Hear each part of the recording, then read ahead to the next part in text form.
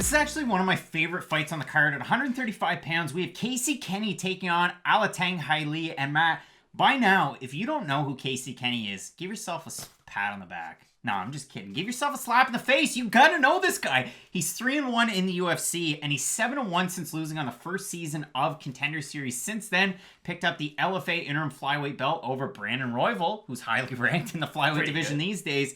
And he won their interim bantamweight title over Vince Castro, who's also in the UFC now. I know he didn't look good against Jamal Emmers, but that kind of stuff happens. But for Casey Kenney, I mean, what can I say? His striking's efficient. His grappling's efficient. I can get into the numbers. If he didn't lose that fight against Merab Dvalishvili, maybe there'd be a number next to his name, because you have Merab Dvalishvili ranked 13th right now at bantamweight. I gotta talk about this. I mean, Marlon Vera's ranked 15th. Give your friggin' head a shake. Come on! But for Casey Kenney, like I said, you've got Merab at 13. There's a chance with a win here to at least get really close to those top 15 rankings. And in terms of the efficiency, that's where I want to go with this, because you look at it, his takedown defense stat might not be the very best at 53%.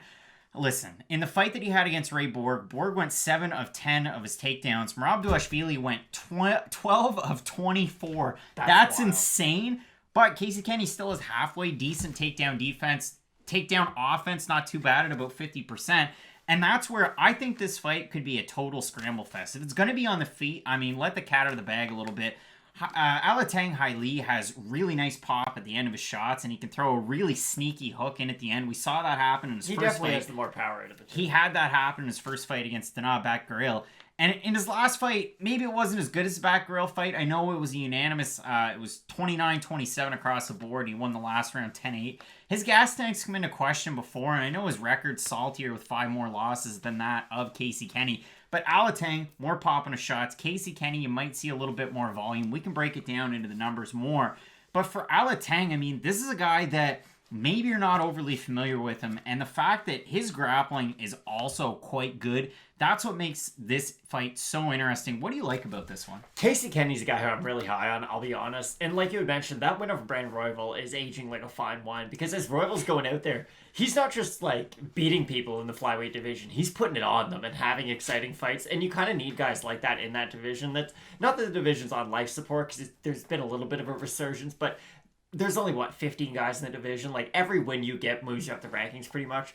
Casey Kenney's a frustrating fighter because he can do everything. And I think those takedown defense stats are a little bit misleading, just because he's so good at scrambling and he is such a good grappler. He doesn't mind giving up the takedown sometimes, because it does give him the opportunity to then get into a scramble, to end up on top. In the Ray Borg fight, that happened a lot, where Ray Borg would initiate the takedown, he'd just kind of go with it, and then they'd scramble and he'd end up in top position. So it does work out for him. But then again, in the fight like the Merab Dvalishvili fight, Merab's just such a good and overpowering wrestler that you can try to sort of concede the takedown, but when a guy's so strong and so good at controlling you, like a fighter Merab is, there's not much you can do about it at that point. He's going to hold you down, he's going to beat you up. That's just kind of what his style is, going to be your kryptonite.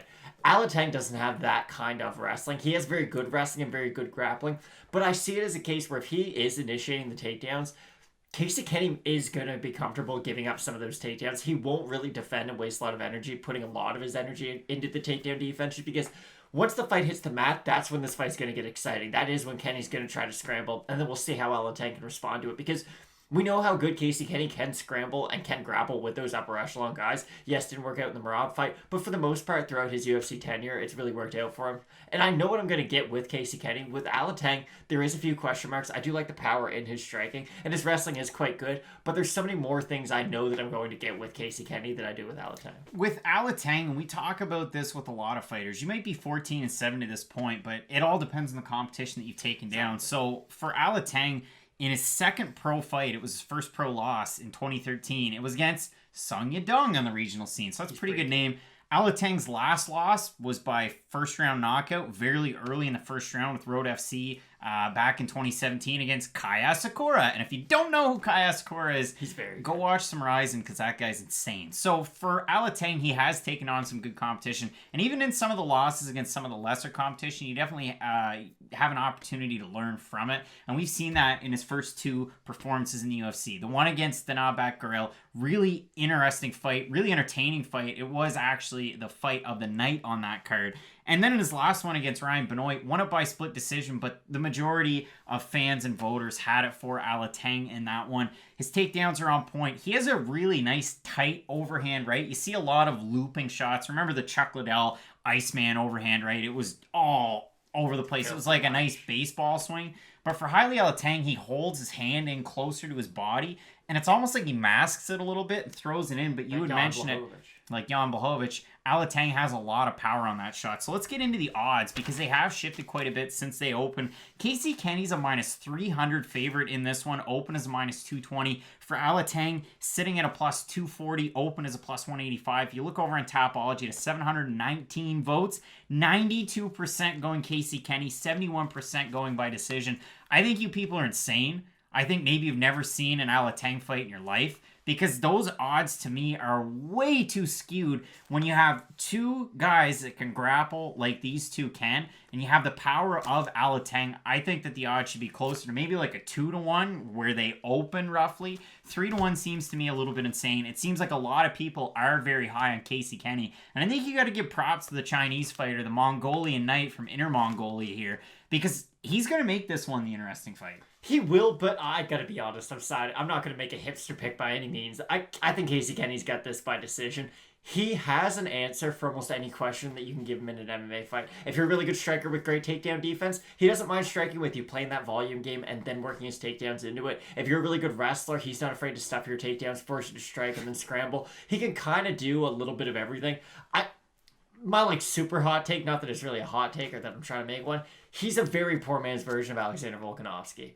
Like, he can just kind of get it done no matter where the fight is, and then his game plan's a really important component to it. He's more wrestling heavy, don't get me wrong, but just no matter who his opponent is or what the fight is, you know what you're going to get from Casey Kenney. And I know this fight will never happen, but the perfect fight in the perfect world would be Casey Kenney against JBC, Junior Bacon Cheeseburger, Jeremy Kennedy. I think that fight actually would be quite good, but again, Kennedy's kind of been all over the map here since he left the UFC. Either way, I have to side with Casey Kenney as well. I just do think that you have to give props to Heili Alateng. It just hasn't happened this week. But again, Casey Kenney seemed to have the answer. I think he might have fought a bit of a tougher opponent, and it sucks because Luis Smolka had a lot of success at 25. But at 35, he's been good too.